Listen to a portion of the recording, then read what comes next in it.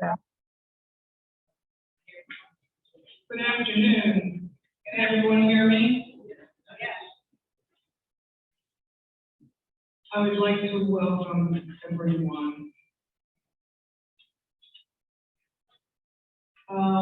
We have a Zoom recording of this award ceremony as well, and I welcome our Zoom audience in addition to our in-person audience.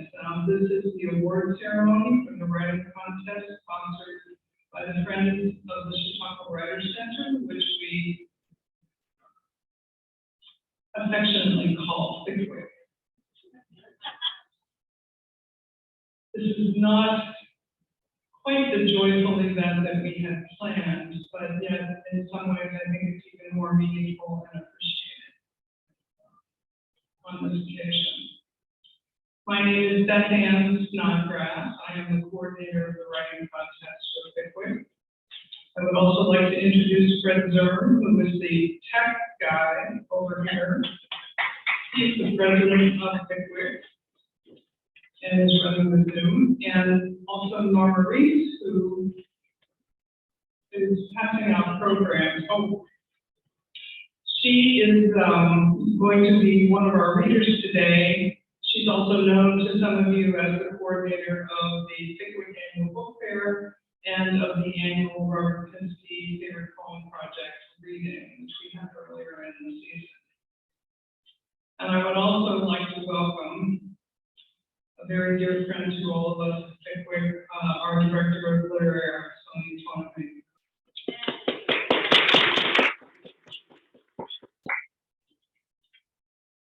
Today we are going to be announcing 10 awards to 9 winning writers. As is typical for this event, we don't have many of those winners here today. I believe we have 2, and they will read their works, and we will also read the other winning poems. As some of you probably know, traditionally we have not read the prose winning works because of time constraints. We do publish the winning works in a booklet that will be in the library sometime probably this coming week. And we will leave it there for until next season. And you're welcome to go into the library if you wish to read the winners. You can't check the booklet out, but you certainly can read it inside the library. And we hope that many of the rest of our winners are with us in spirit and on Zoom. And I believe many of them are. So before we get to the awards, late Friday, I started to receive messages about the horrifying violent acts committed in the amphitheater on Friday morning. So I sent an invitation to all of the winners and to our judges to send me statements, if they wish, of support and condolence to honor Salman Rushdie and Henry Reese and the entire Chautauqua community. So I did get quite a few responses back, and these have been lightly edited, but I would like to read them. So from Michael Field, he writes, I join all who were shocked and saddened by the events Friday at Chautauqua. The responses show that Chautauqua truly is community. At today's award ceremony, we her first. And of course, one of her biggest concerns is the water heater up there. You know, they have this little gadget that you just run along the wall and it reads. Fortunately, there is power in words, whether they are spoken from the stage of the amphitheater, broadcast through speakers on the roof of this hall of philosophy, or circulated in books. May Salman Rushdie recover from the attack on his person. May Chautauqua recover from the attack on its values. And may America recover from all who would do it harm. From Sandy Gertz, I have been rocked by the news out of Chautauqua, a place that is beloved to me and to so many. I am praying for Salman Rushdie, Mr. Reese, and all in the community who have been traumatized by this gruesome event. Violence is horrific anywhere it occurs, but to have this happen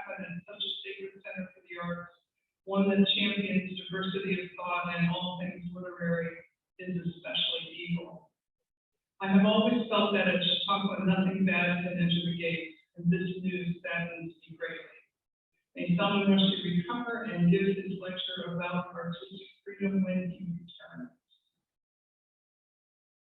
From Richard Sight, Friday evening vigil for Salman Rushdie and Henry Reed in the Hall of Philosophy was very moving and so representative of the core spirit of Chautauqua. It is easy to be distracted from the dangers of the real world when you're inside this wonderful place.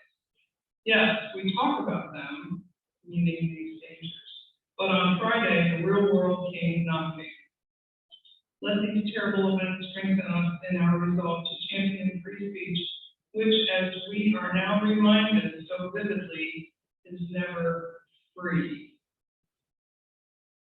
From Janae Cosner, I have been a Chautauquan for 50 years. Much to my surprise, I woke up last night and the spirit of Chautauqua told me to be more committed to Chautauqua than ever.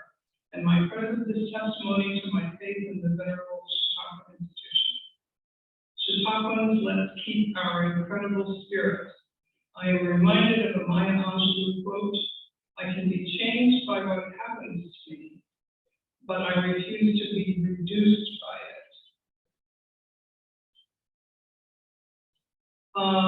And from Anne Wallace. The title of my poem that is being recognized today is Standing in a Different Place, which comes from a comment made by the late Irish poet John O'Donoghue to public radio host Christy Tippett about crossing thresholds. When the unimaginable happens, the meaning of a place can change in an instant. The violent attack on Salman Rushdie and on Henry Reed here in this place shifted and unsettled the ground upon which every person here is standing.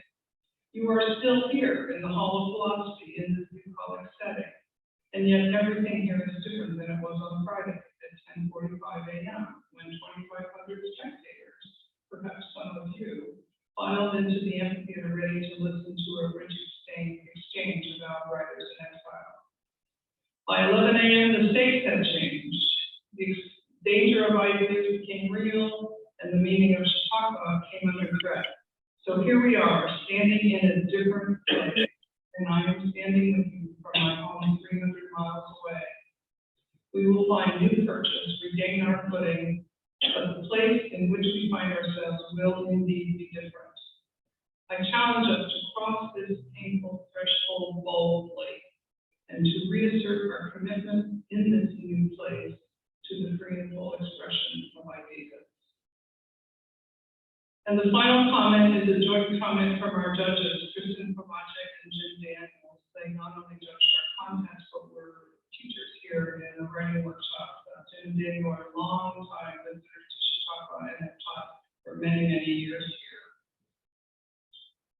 Everything that happens in Chautauqua affirms our right and our human need to express ourselves.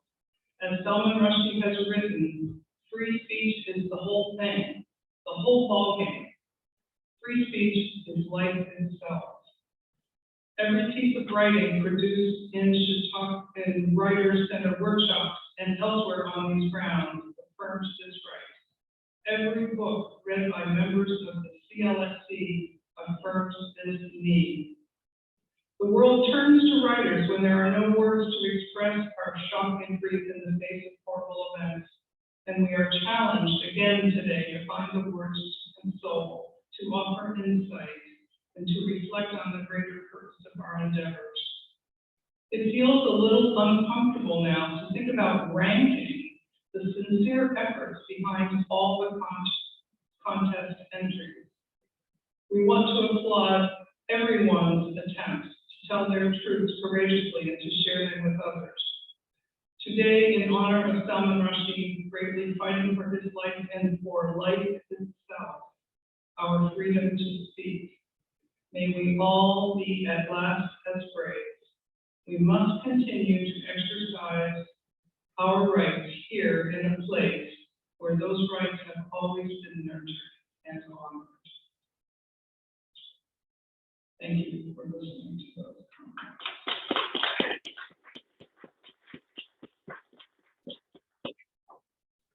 Okay, now to the award ceremony. For those who don't know, I'm going to give you a very brief bit of background. There have been annual writing contests in Chautauqua for 90 years. The first poetry contest was sponsored by the Women's Club and are now offered by the Friends of the Chautauqua Writers Center.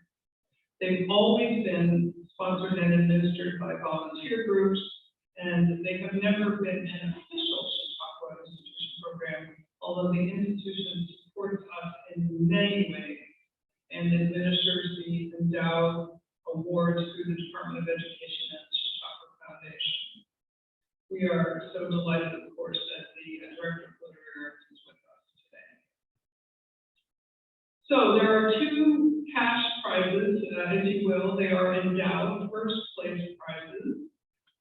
The first place prize in poetry was endowed by Mary Jean Carrion, who was actually the founder of the Writers Center. She and her husband, Paul, who was a minister and seminary professor, spent 40 summers in Chautauqua, and she founded the Writers Center and served as its first director in 1988.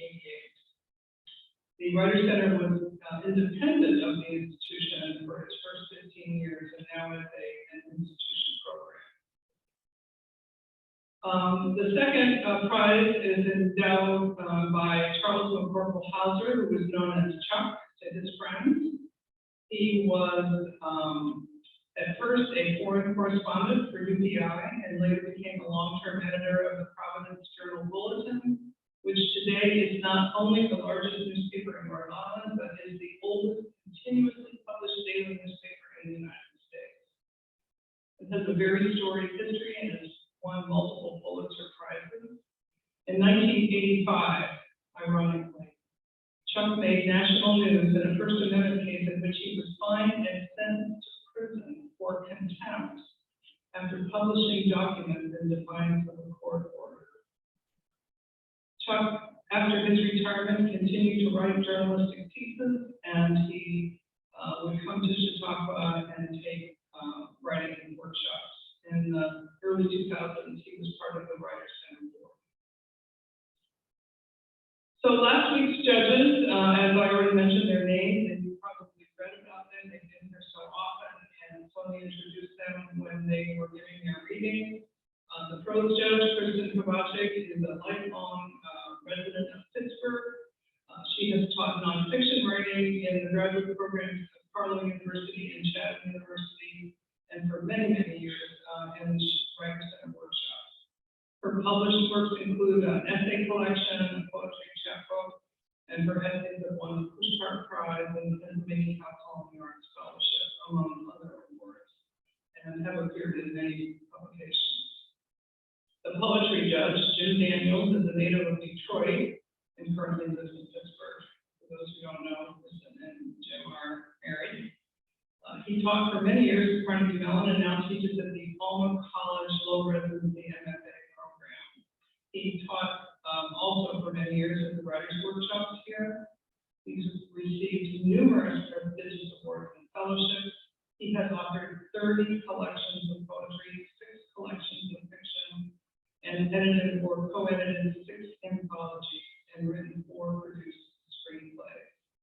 And both of them have many other really interesting facts about their professional lives, and I encourage you to Google both of them if you are not familiar with those stories. So, on to the awards.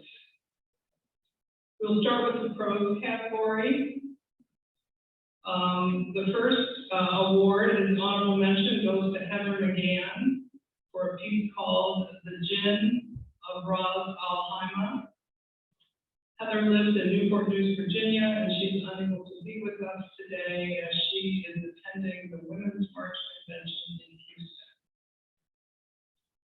The judges comment on her piece.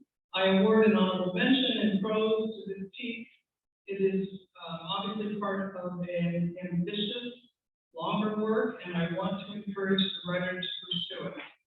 There is very little written for a Western audience about the Emirates, and in this excerpt, you can see that the writer is attempting to bring Emirati culture and the history of the Emirates into a contemporary context. The second honorable mention in prose goes to Wally Reese for Ars Poetica Prose. I'm going to talk a little bit about Wally a little bit later on, because he also has an award in the poetry category. What the judge has said about his prose piece is, it is clever, and it's wordplay, comic sensibility, artfulness, and shapeliness. Now back to the prose category. In second place goes to Michael Fields for a piece called Ruminations on My First Self-Editing Class. Michael and his wife live in Cary, North Carolina. He describes himself as a scientist turned marketing executive in manufacturing software companies who did some writing during his career, but didn't start writing creative prose until 2020, when he took advantage of pandemic free time to take online memoir writing classes. His love for upstate New York began in the 1970s when he was a student at Cornell. He knew about Chautauqua, but had never come here until he retired in 2017. Chautauqua is now an annual vacation destination for his family, and he's working on a prose collection at this time. The judge says, this ambitious nonfiction piece attempts a stream of consciousness narration of perception through the lens of an editor, using the tools of copy editing to revise life and transform it into a work in progress. I've never read anything quite like it, and that's a great feeling as a reader. And finally, in prose, our first place Charles McCorkle Hauser Prize goes to Jennifer Sowers for a piece called Somebody Said. Jennifer spent most of her career in pharmaceutical clinical research, but she always enjoyed writing. In the summer of 2018, she says she spent a life-changing week in Chautauqua in Valerie Boyd's class that was called Writing History, Making Research Come Alive. She says the course gave her tools to turn dull genealogy research into something more engaging, and also introduced her to Valerie Boyd's narrative nonfiction graduate program at the University of Washington. Jennifer says that's exactly what she needed when she retired, and she became part of that program. She graduated with her MFA in 2021. The piece she submitted for this contest was part of her thesis. She says Valerie Boyd passed away this past January, and Jennifer likes to think she's giving her a thumbs up from above. So she also ends by saying, receiving an award from the Friends of the Chautauqua Writers Center writing contest brings me full circle. So the judge's comment was, this is a warm and emotional personal story told very directly and with enriching detail. In a swift and deft manner, the writer shows how she grew into understanding her mother and then movingly mothering her. It's also about the power of poetry to instruct, to connect, to inspire, and to heal. Well done. So how about a round of applause for our prose writers?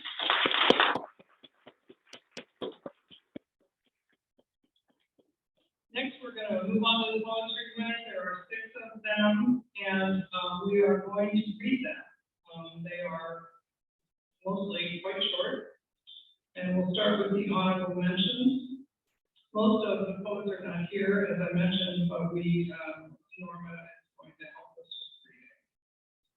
The first honorable mention goes to Anne Wallace for a piece called Standing in a Different Place. Anne is a poet, essayist, English professor, and long COVID advocate from Jersey City, New Jersey. She's been visiting family in Chautauqua each week for 20 years, or each summer. She's taken many wonderful workshops through the Writers Center and has a published poetry collection, and has also been writing essays and poems about her teenage daughter and her own experience with long COVID. So, there's no I have marked on here. Who's reading Anne? Who's reading Anne? Okay. Norma's going to read Anne's piece called Standing in a Different Place. Standing in a different place.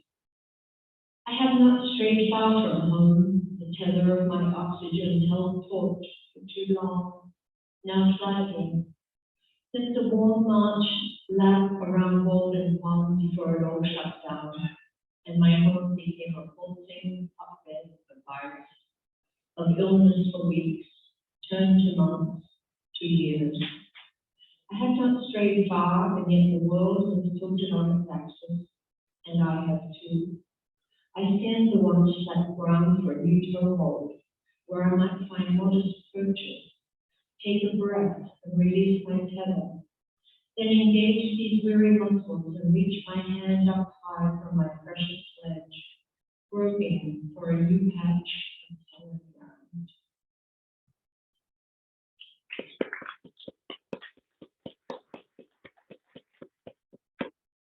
Thank you. Honorable mention in poetry goes to Richard Sight for running errands with my cat, and I believe today. Richard's family has been coming to Chautauqua since the 1930s, and he started coming here in the mid-1960s. He lives on Orr's Island in Maine and is the author of a poetry collection. I know Ms. Craig, so I was a little confused there, but a shout out to Craig. I'm very privileged to read his poem. I must tell you that the poem that I wrote in this group, and so is Craig, and so we have to give a shout out to our third week teacher, Charlotte Matthews, who walked out her class in poetry with this poem. Running errands with my cat. After the fest, the cat and I decided to run a few errands on the way home. Zephyr is 21 and in good shape for the shape she's in, according to the doctor, although she does need to drink more, a prescription that I wish my MD would write for me. But I think her doctor was referring to hydration and kidney issues, which will give you eventually, if nothing else does. Still, she cuts a regal 7-pound air in her salty raisin coat and garnet eyes, looking askance at me, motoring down the road. And here I have to admit, there's nothing like an old black cat riding shotgun that makes a Ford Focus feel like an F-150 with monster rubber. Me and old Death truck into Home Depot to buy that plunger and then Miracles on sale. Then on to Rockies to pick up my lawn boy and all tuned and wet for the reading. She looks at me as if I'm using her animal stick to stoke my own faux redneck present. And she might be right about that. 21 in cat years will be a century of my own. A milestone that the Z girl suspects I'm unlikely to achieve, given her catbird perspective on me. Still, she is a mighty executionist, especially since we bought her the expanded quarters with the built-in litter boo that my wife calls her calico condo. It was a dignity move that we all need on way to the load with that flip-out coupon for shelter.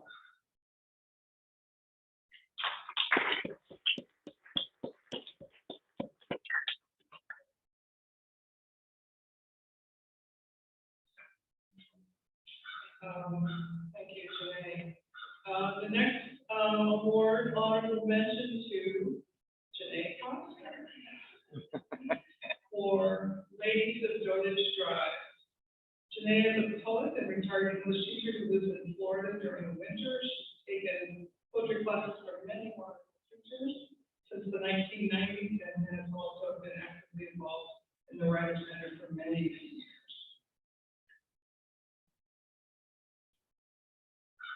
The Ladies of Dotage Drive.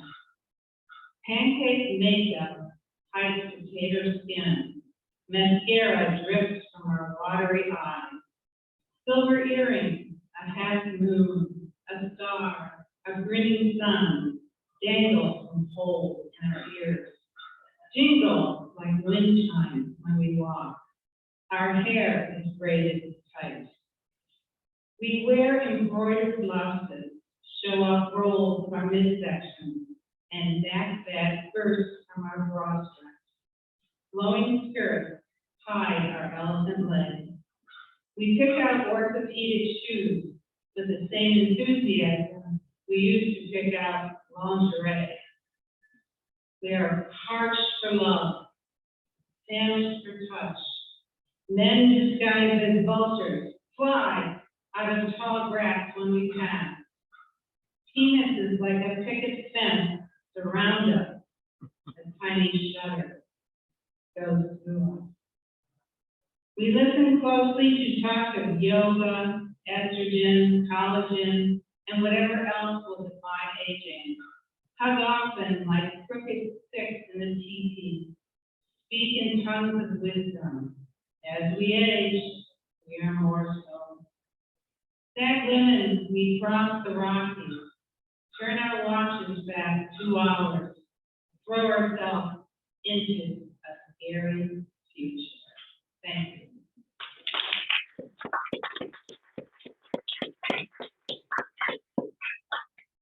Thank you, Janae. The next award in poetry is an honorable mention to Wally Reese for Ars Poetica, the poem version.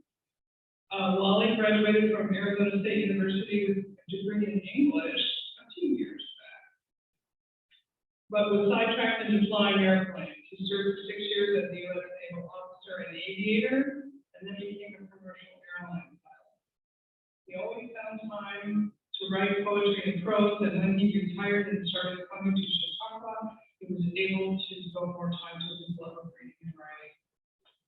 He and his wife Norma have been coming to Chautauqua for 12 summers, at first from their home in Pittsburgh and now from their new home in Queensland, Australia.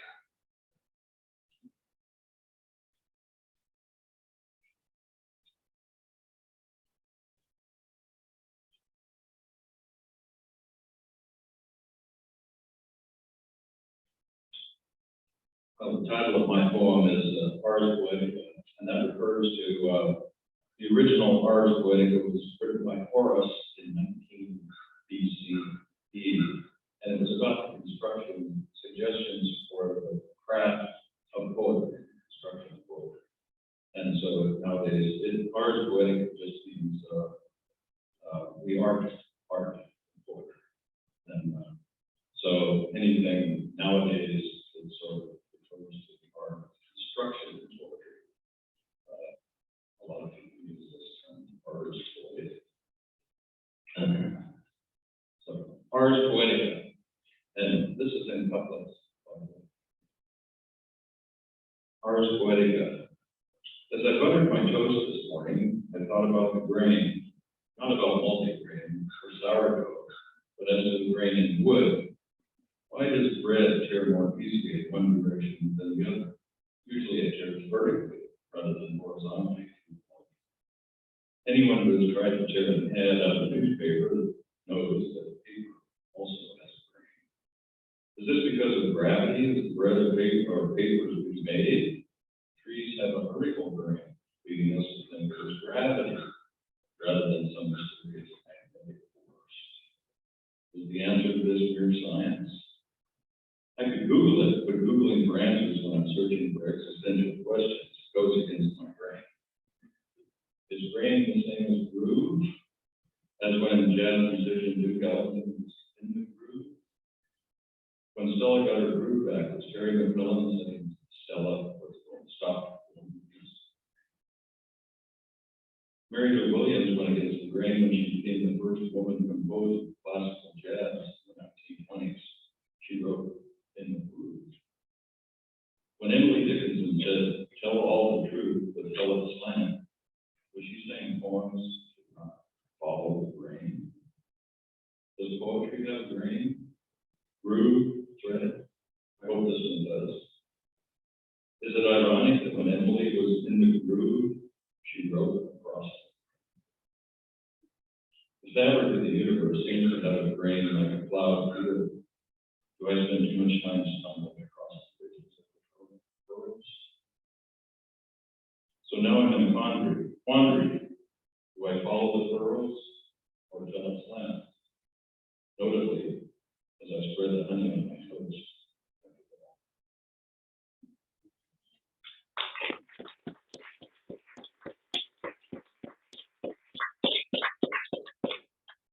Thank you, Wally. Now, back to our poetry award. Second place goes to Sandy Gertz for a piece called Transplanting the Rose Bush, Pennsylvania to Nashville. Sandy is a native of Western Pennsylvania, specifically Johnstown and Pittsburgh, and is now living in Nashville. She is an associate professor of English and creative writing and the author of memoir and poetry, including a poetry collection. She has been a long-time participant in the Writers Center and says that the classes have been extremely beneficial to her growth as a poet and writer. This summer's visit was her first time back in 10 years. And her piece will be read by Nora Reese. Transplanting the rose bush, Pennsylvania to Nashville. Don't give up a rose for dead because canes are deep, black, and dead looking. How to save a dying rose bush, home and garden care. My son takes the hole at midnight on his 31st birthday after 12 hours of work in hard shoes, no gloves to protect against the thorns of the dying rose bush my father planted in 1972. He kept it alive for 40 years in an impossible strip of dirt and gravel we were given by the Milltown zero lot lines. It'll never grow there, the old neighbors warned. Nice things should be in a garden. But they bloomed in the old world soil of Dale Borough, a place of magic immigrants, all placing their hands around the steel, like winter people around the fire. And my father tended to them as he did every shingle of the house, measuring and nailing, next to mother's mopping of every floorboard, where 3 boys wrestled to adolescence and a girl dressed Barbie. Until she nursed babies in its attic bedroom, and wedding showers were toasted with the goblets from mother's china closet with the heavy doors. I went back to find the house of ruins. The Bavarian iron numerals of the cellar door, 191, now 6, hanging upside down. I stood at the gate of it all, though nothing held me back, except my parents' bedroom window open to rats, the gas shut-off notice on the porch next to the welcome mat that still sent home. They say this place is light, yet some neighbors still hold out painted balustrades and hose out their trash cans with lavender soap. I think back to how my mother told me not to cross to the house on the corner where Jackie smoked cigarettes and didn't go to church. The condemned sign, the talk of the tidy borough then, the dust, the only thing rising, the day bulldozers pulled out and drove away. So I carried the branches of the rose bush in the back seat of my car, under a tree of weeds that was still pink blooms. 2 80-year-old neighbors dug them up for me the next day, saying, "We saw your face fall in the house. This will last until you get there." And yet it's been a week, too hot in the south to go outside, no garden tools, a list of excuses, until my son comes over to clean glasses and eat cake. And we talk about how it's my dad's birthday too, and laugh about how last year he was shoveling for buried treasure, using a note his grandfather had left in his apron. We have to plant it now. Somehow, I know it just has one day to live. We put down our glasses and he digs, as I think about all the things one can build with action or inaction. My father would never travel to Tennessee, and yet I stand there expecting the shallow soil to receive the roots, that they will taste like the branding of his Western Pennsylvania work ethic, and the shared roots of teeth that never managed to grow inside her. If it blooms, I imagine giving each brother a cutting, a of his ancient past. I hold the flashlight as my son digs for my father, for their shared names and hidden fears, though neither of us speak. I'm thinking about the girl who grew up with roses jutting out from the cracks of sidewalks, and how she never knew that the difference between being blessed and condemned is a thin, fine measurement. As the thorn spikes lower into the earth, she sees there both green and brown. And in her past, she remembers how Jackie's house became a garden.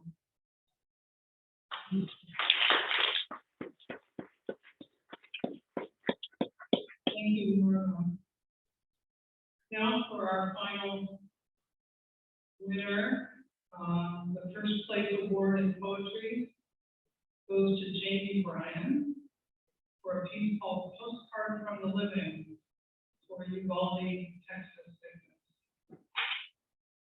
Jamie is a graduate student at Kent State University studying media and journalism. She is also passionate about aviation and has worked as an airline pilot and flight instructor.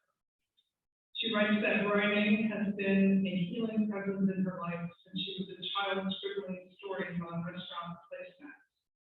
She also writes, in July, I visited Chautauqua for the first time and spent a week working in the poetry makerspace.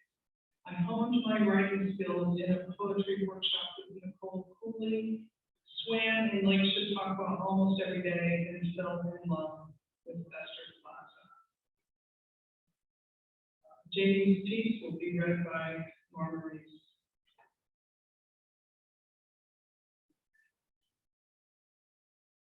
Postcards from the Living for Uvalde, Texas victims. Greetings from the bus stop on Main Street. The cracks in the pavement sprouting dandelions that you once knotted into crowns. Greetings from the public park in bloom and brimming with voices, but none of them are yours. Greetings from the project island, where peaches with buds like